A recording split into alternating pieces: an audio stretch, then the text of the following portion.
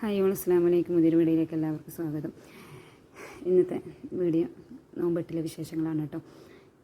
പള്ളിയിലേക്ക് നോമ്പ് മുറിക്കാൻ വേണ്ടി കൊടുക്കണം. അപ്പം അതിന് വേണ്ടിയിട്ട് ഞാൻ ചിക്കൻ റോളും സമൂസയും പിന്നെ ബ്രെഡ് പോക്കറ്റില്ലേ അതും കൂടെ ആക്കാൻ വിചാരിച്ച്. പിന്നെ അങ്ങനെ ഉള്ളിയൊക്കെ കട്ട് ചെയ്ത് വെക്കുന്നുണ്ട്. തലേന്ന് രാത്രി തന്നെ വീടൊക്കെ ഒന്ന് ക്ലീൻ ചെയ്ത് വെച്ചിട്ടുണ്ട്. ഒന്നിച്ചിട്ട് മസാലയ്ക്ക് വേണ്ടിയിട്ടില്ല, ഉള്ളിയൊക്കെ ഒന്നിച്ചിട്ട് തന്നെയാണ് കട്ട് ചെയ്ത് വെക്കുന്നത്. സ്കൂളും കൂടെ ഇല്ലാത്തതുകൊണ്ട് തന്നെ മക്കൾ നന്നായിട്ട് ഇടങ്ങേറാക്കുന്നുണ്ടായിരുന്നു. പക്ഷേ അൽഹംദുലില്ലാഹ് നല്ല രീതിയിൽ പിന്നെ കൊടുക്കാനും പിന്നെ ആക്കാനൊക്കെ പറ്റിയിട്ടുണ്ട്. ഏതായാലും റബ്ബും കൂടെ സ്വീകരിച്ചാൽ മതി.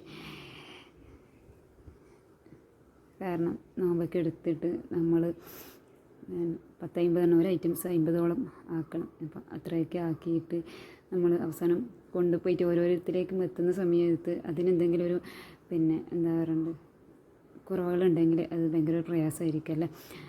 അപ്പം അങ്ങനെ അതൊക്കെ അരിഞ്ഞതിന് ശേഷം പിന്നെ ചട്ടി അടുപ്പത്ത് വെച്ചിട്ടുണ്ട്. വലിയ ചീനച്ചട്ടിയാണ് കേട്ടോ. ഇതെന്തെങ്കിലും ഇങ്ങനെ പരിപാടിയുള്ള സമയത്ത് മാത്രമേ എടുക്കാറുള്ളൂ. അപ്പം അത് പിന്നെ എടുത്തതിന് ശേഷം എണ്ണ ചൂടാക്കിയിട്ടുണ്ട്. വെളിച്ചെണ്ണയാണ് യൂസ് ചെയ്യുന്നത്. ആവശ്യത്തിന് ഉള്ളിയും ഉപ്പൊക്കെ ഇട്ടിട്ട് വഴറ്റാൻ വേണ്ടി വെക്കുന്നുണ്ട് കേട്ടോ.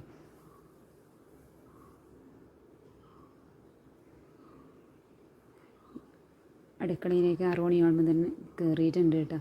മക്കൾ എണീക്കുമ്പോഴത്തേക്ക് ഏകദേശം എല്ലാം കംപ്ലീറ്റ് ചെയ്യണമെന്ന് കരുതിയതാണ്. പക്ഷേങ്കിൽ പിന്നെ നടന്നിട്ടുണ്ടായിട്ട. കാരണം പ്രതീക്ഷിക്കാണ്ട് തന്നെ ചെറിയ നേരത്തെ എണീച്ചിട്ടുണ്ടായിന്.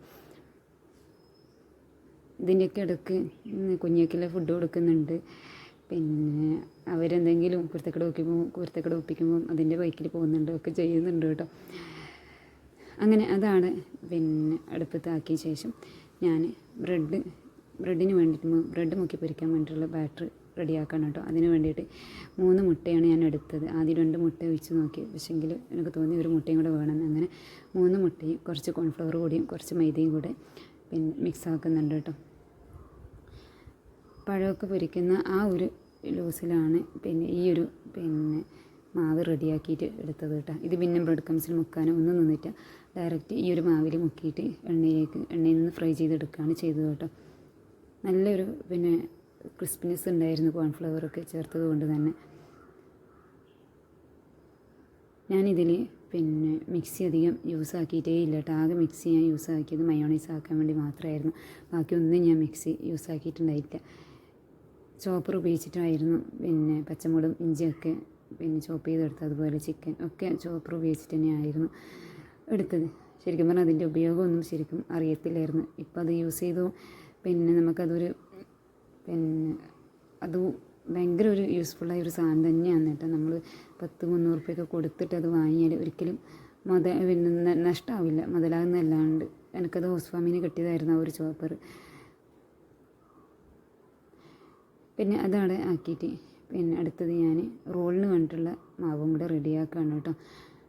അതിന് വേണ്ടിയിട്ട് പിന്നെ മുട്ട പൊട്ടിച്ച് വയ്ക്കുന്നുണ്ട്. അതിൻ്റെ കൂടെ മൈദയും പിന്നെ കുറച്ച് ഉപ്പും കൂടെ ചേർത്തിട്ട് നന്നായിട്ട് മിക്സാക്കി വെക്കുന്നുണ്ട് കേട്ടോ. ഏകദേശം 3/4 കിലോയോളം മൈദ ഞാൻ എടുത്തിട്ടുണ്ട്. ഈ ഒരു മാവ് തന്നെയായിരുന്നു ഞാൻ റോള് ഡിപ്പ് ചെയ്യാൻ വേണ്ടി ഉപയോഗിച്ചിട്ടുണ്ടായിരുന്നു. റോള് ഡിപ്പ് ചെയ്യാൻ വേണ്ടി കുറച്ചും കൂടെ വെള്ളം ആ ഒരു സമയത്ത് ഒഴിച്ചിട്ട് പിന്നെ ലൂസാക്കിയതാണ്. അപ്പോൾ അതിൻ്റെ അടുക്ക് നമ്മുടെ ഉള്ളി ഇതാ റെഡി ആയിട്ടുണ്ട്. അതിലേക്ക് കുറച്ച് വെളുത്തുള്ളി പിന്നെ ഇഞ്ചി പച്ചമുളക് ഇതൊക്കെ ഞാൻ അതിലേക്ക് ചേർക്കുന്നുണ്ട് കേട്ടോ. പച്ചമുളക് നല്ല എരിവുള്ളതായത് കാരണം കുറച്ച് മാത്രമേ പച്ചമുളക് യൂസ് ചെയ്തിട്ടുള്ളൂ.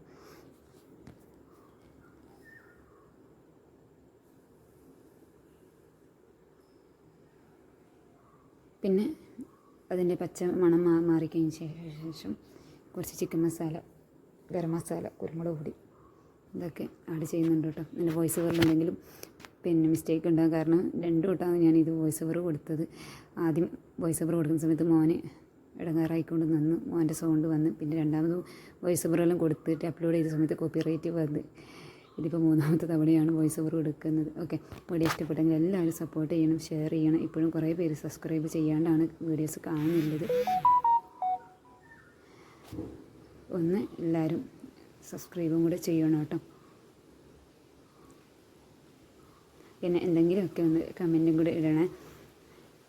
അപ്പോൾ അതാ നമ്മുടെ മസാല അങ്ങനെ സെറ്റായിട്ട് ഇട്ടിട്ടുണ്ട് കേട്ടോ. അവസാനം കുറച്ച് മല്ലിച്ചപ്പും കറിവേപ്പില ഒക്കെ പിന്നെ ചേർത്തിട്ടുണ്ട്.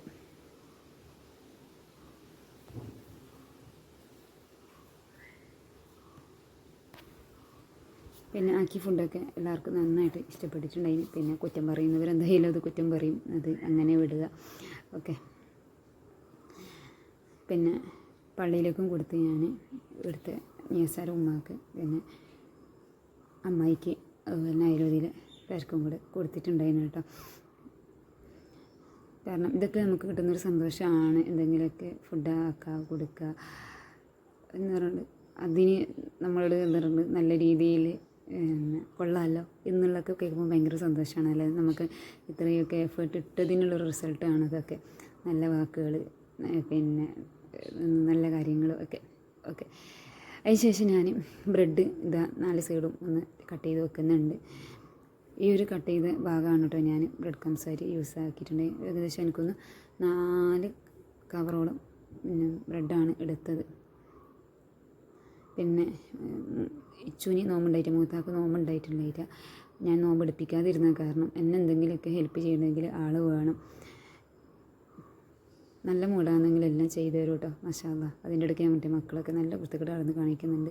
കുറേയൊക്കെ ഞാൻ പുറകിൽ പോയി. പിന്നീട് ഞാൻ വിചാരിച്ചു അവരെ പുറകിൽ പോയാൽ പിന്നെ അതിനെ നേരം ഉണ്ടാകത്തുള്ളൂ. എൻ്റെ പണി എവിടെയും നടക്കില്ല. കാരണം പള്ളിയിലേക്ക് കൊടുക്കണ്ടല്ലോ. നമുക്ക് സ്വന്തം ഫുഡ് നമുക്ക് സ്വന്തമാണെങ്കിൽ പ്രശ്നവുമില്ല. അപ്പം പിന്നെ അത് അവരത് അങ്ങനെ ഞാനത് പിന്നെ ആടെ ഒഴിവാക്കി വിട്ട് എന്തെങ്കിലും ചെയ്യുമെന്ന് പറഞ്ഞിട്ട് നിയാസ് ഒരു 11 മണിയാകുമ്പോഴാണ് കേട്ടോ പോയത്. ഞാൻ മറ്റേ കുറേ മുകളിലായിരുന്നു പാത്രമൊക്കെ ഉണ്ടായിരുന്നു. അപ്പോൾ അതൊക്കെ എടുത്ത് തന്നിട്ട് പിന്നെ ഒരു 11 മണിയാകുമ്പോഴാണ് പോയത്. 2 മണിയാകുമ്പോഴത്തേക്കിന് വേഗം തിരിച്ചെത്തിയിട്ടുണ്ട് കേട്ടോ. എല്ലാം ഫ്രൈ ചെയ്ത് തന്നത് നിയാസ് ആയിരുന്നു. അത് ശരിക്കും പറഞ്ഞാൽ ഭയങ്കര ഒരു ഹെൽപ്പായിരുന്നു. അതുപോലെ മോന് എല്ലാം പാത്രമൊക്കെ കഴുകി തന്നു. റോളിന് വേണ്ടിയിട്ട് മൈദയിലെല്ലാം ടിപ്പ് ചെയ്ത് തന്നു. അങ്ങനെയുള്ള ഹെൽപ്പൊക്കെ കിട്ടിയിട്ടുണ്ട് കേട്ടോ.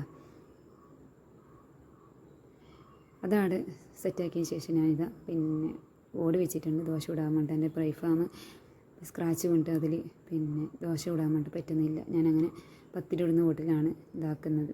അപ്പോൾ എനിക്ക് ആദ്യം വെച്ച സമയത്ത് എനിക്ക് തോന്നുന്നത് ഇതിൽ കുറച്ചും കൂടെ കട്ടി കൂടിപ്പോയി എന്ന് ചോദിച്ചിട്ട് കുറച്ച് വെള്ളം കൂടെ വെച്ചിട്ട് ഞാൻ ലൂസാക്കിയിട്ടുണ്ട് കേട്ടോ.